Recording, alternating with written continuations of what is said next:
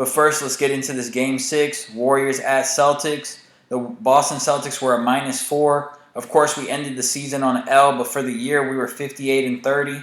Shout out to everybody that was telling the plays. Shout out to everybody that was messaging me, DMing me, and we were just going back and forth, exchanging information. I'm trying to build a community of guys who we can just win and we can cash out against the books every single day. That's what the goal is. The goal is to win. The goal is to improve. And I just appreciate all you guys for all the support throughout the process. We started halfway through the season and we were up 28 units. So just see what we're going to do. I can't wait to see what we're going to do once we have a full season under our belt. And with more information, we're only going to get better from here on out. So great start. But we lost that game last night. And the reason why we lost that game last night, I thought it was pretty apparent early on. The Warriors were just deeper than the Celtics were. They were deeper and they were smarter. Udoka's a great coach, but Steve Kerr has been there before. Steph Curry, Klay Thompson, Draymond Green, even guys Kevon Looney, Andre Iguodala, even though he didn't play much. These guys have been there, done that before. And the Boston Celtics, they were just a young team. And not only were they young, but they didn't have a lot of guys they could count on. Once you got to that bench, Derrick White, he was a coin flip whether he was going to bring his game or not. Pritchard, you could tell it was in his head that he was getting his minutes kind of limited and that he was getting less shots, less opportunities. And he was just shooting like a guy who was scared and worried about if he was going to miss it or not. And Grant Williams is a great competitor, but I thought he got a little bit too much into the back and forth with Draymond, and I thought it affected his play a little bit. Because once Derrick White and Pritchard came into the game, it was just obvious that they weren't there to win. They did not bring their game out onto the court. Derrick White, he had a couple alley-oops, a couple lob passes that were just off. He had a couple shots that he just missed that he should have made, open looks, open floaters, just plays that you're supposed to make that he was just missing. There was a couple loose balls where he should have went at it at a better angle, and he allowed Steph Curry to grab it and just make a play, and he didn't stay in front of Steph. Either you go at the ball at the right angle, or you let Steph Curry get the ball, but you stay in front of him. But I thought there were a couple loose balls where he just played it wrong. He clearly wasn't in the best frame of mind. He wasn't ready to compete that night. And I just think that the Boston Celtics, look, they had a great season. Nobody really had them going to the NBA Finals. We cashed out a lot with Boston, but overall, like, people giving Jayson Tatum and Jalen Brown a hard time, they exceeded expectations. The Boston Celtics have a great future ahead of them. They're going to be a force in the Eastern Conference for years to come. And the biggest problem that, this team is going to have to fix in the offseason is I think they need a real point guard. I love Marcus Smart. You're not going to find anybody who loves Marcus Smart more than me. He kind of reminds me of Draymond in some ways where he's not really a three-point shooter, but he's going to make the big threes when you need it most. Now, he's a better shooter than Draymond, obviously, but he's going to make the big shots when you need it most. He competes. You know you're going to get high effort level out of him.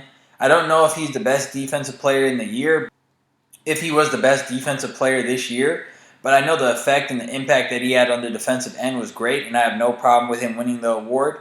But I just think that he's not a real point guard. He makes some great passes, and he's improved as a point guard. But they need a real point guard, similar to what Rajon Rondo did for the Los Angeles Lakers in the bubble in the finals versus the Miami Heat. They just need somebody who can slow it down and who can just help their guys get into sets and just create some easy baskets. Just a calming force in the locker room. They don't have anybody who's going to calm it down. Jayson Tatum, Jalen Brown.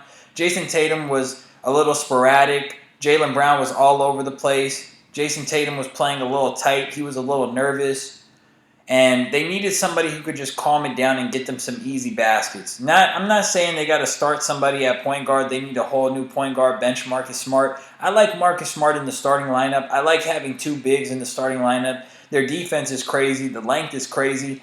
But throughout the game, maybe in the fourth quarter, they could use a Lonzo Ball. They could use a Rajon Rondo. They could use a Tyus Jones, who's actually going to be a free agent. They could use one of these point guards, a Rubio, a guy who could just settle them down and help get them the ball in certain spots, because Jalen Brown, as great as a player as he is, I was joking with some of my guys, he's like 100 overall on 2K, but his ball control is a 0, so it makes him like a 85, 90 overall. He's somewhere in between 85 and 90, maybe like an 88 overall. It makes him like an 88 overall because he just doesn't have any ball control. Now, he has handles, don't get me wrong. That's why I didn't say he has handles, because he can make great moves, but he doesn't have great ball control.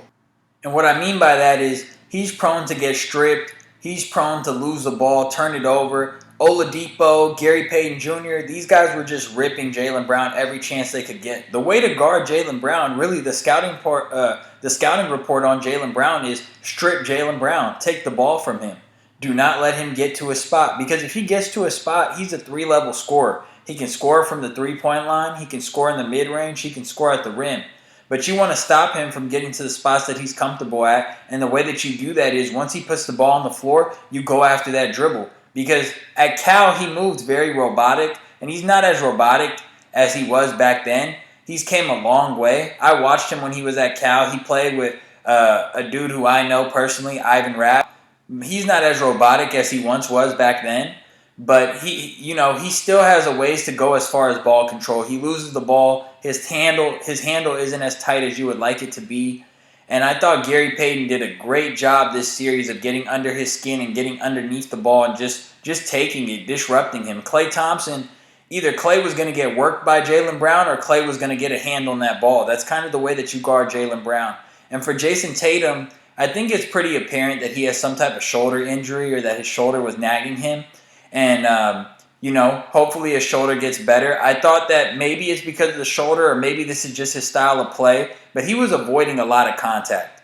I'm going to assume that it was the shoulder injury, but he was avoiding a lot of contact. You got Jaylen Brown, who he's having a hard time getting to his spots because he's getting stripped, and you got Jayson Tatum, who's having a hard time getting to his spots because he's avoiding contact. Like that layup that he tried to take when he tried to take Draymond Green on the fast break in transition, I just knew it wasn't going to turn out well. And he ended up shooting some crazy turnaround reverse layup that was just completely off. And he goes to the rim looking for the foul. And I think he just needs to expand his mid-range game. He can make those mid-range shots. I think he just needs to take more of them and settle for them more and find that sweet spot. A la Kevin Durant. I mean, Kevin Durant is really the player comp for Jayson Tatum. I know people said after the Celtics swept the Nets, I did a video on it, whether Jayson Tatum was better than Kevin Durant, and I still think Kevin Durant is better. I think if you took Jayson Tatum out and you put Kevin Durant on the Celtics, Kevin Durant would have had more success because he can get to his spots better than Jayson Tatum can, and he would have found ways to get into his spots. Now, without a real point guard settling them in, I don't know if Kevin Durant on this Boston Celtics team would have beat this Warriors team, but they would have been more competitive than Jayson Tatum and the Celtics squad was against the Warriors.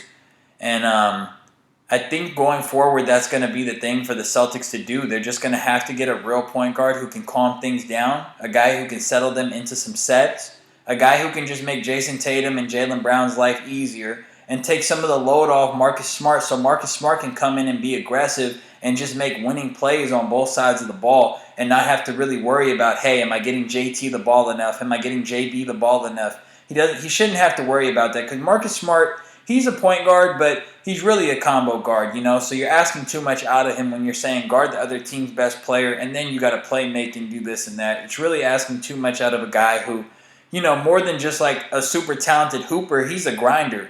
And you got to be happy with what Marcus Smart's giving you already. So getting a backup point guard, a guy who could relieve them, a guy who could be more reliable than Derrick White and Pritchard, I think that's the biggest thing for Boston going forward. But Boston has a promising future ahead, and if you're a Celtics fan, there's definitely something to be juiced about going forward.